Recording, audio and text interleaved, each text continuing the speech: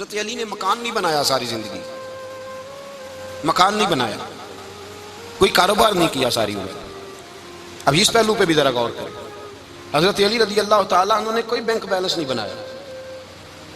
صحابہ کرام علیہم رضوان فرماتے ہیں بڑے بڑے رشتے آئے سیدہ فاطمہ کے لیے، بڑے بڑے امیر کبیر لوگوں، حضور نے فرمایا میں رب کے فیصلے کا انتظار کر رہا ہوں۔ ایک دن تینوں یار ان لوگوں کا خلوص دیکھے مولا علی کے ساتھ، حضرت ابو بکر، حضرت عمر، حضرت عثمان۔ حضرت علی ایک یہودی کے باغ میں مزدوری کر رہے تھے تو وہاں گئے اور جا کے کہا علی تو حضور سے سیدہ فاطمہ کا رشتہ کیوں نہیں طلب کرتا؟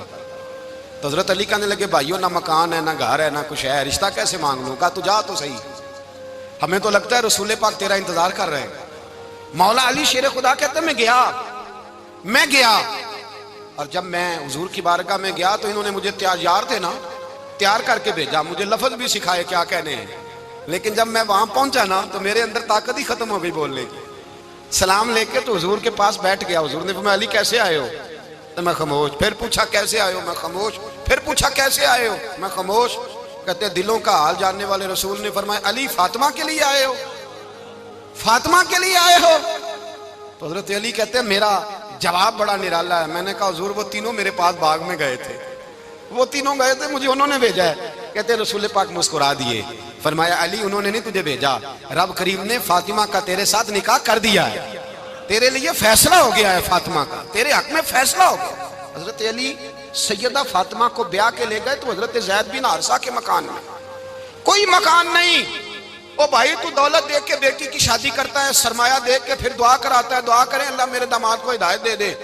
میرے رسول نے بیٹی کی شادی کی تقوی دیکھ کے، پرہیزگاری دیکھ کے، دینداری دیکھ کے، اس شخص کو بیٹی دی جو السابقون السابقون کے درجے میں شامل، جو ان الذین آمنوا وعملوا الصالحات اولئک هم خیر البریہ کے درجے میں شامل، ان کو اپنی بیٹی دی۔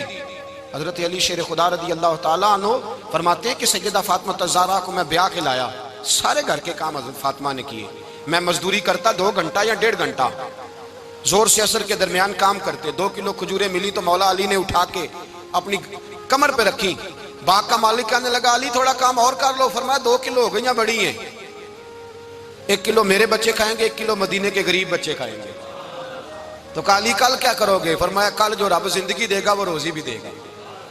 تو بندہ مشورہ دینے لگا، مشورہ بھی ہوتا ہے نا قریب سے، مشوروں والے بھی بڑی خرابی کرتے ہیں اللہ ماشاءاللہ۔ کہا علی جائز پیسے تو کٹھے کر لینے چاہیے، کیا حرج ہے، جائز کٹھے کر لیں۔ تو شیر خدا نے ایک جملہ کہا پر شیروں جیسا کہہ دیا۔ حضرت علی فرمانے لگے مال حرام ہو تو عذاب ہوتا ہے، حلال ہو تو حساب ہوتا ہے، لہذا نہ میں عذاب والا کام کرتا ہوں نہ حساب والا کام کرتا ہوں، میں کٹھے ہی نہیں کرتا، نہ بندہ عذاب کے چکر میں پڑے نہ عذاب کے چکر میں پڑے۔ میں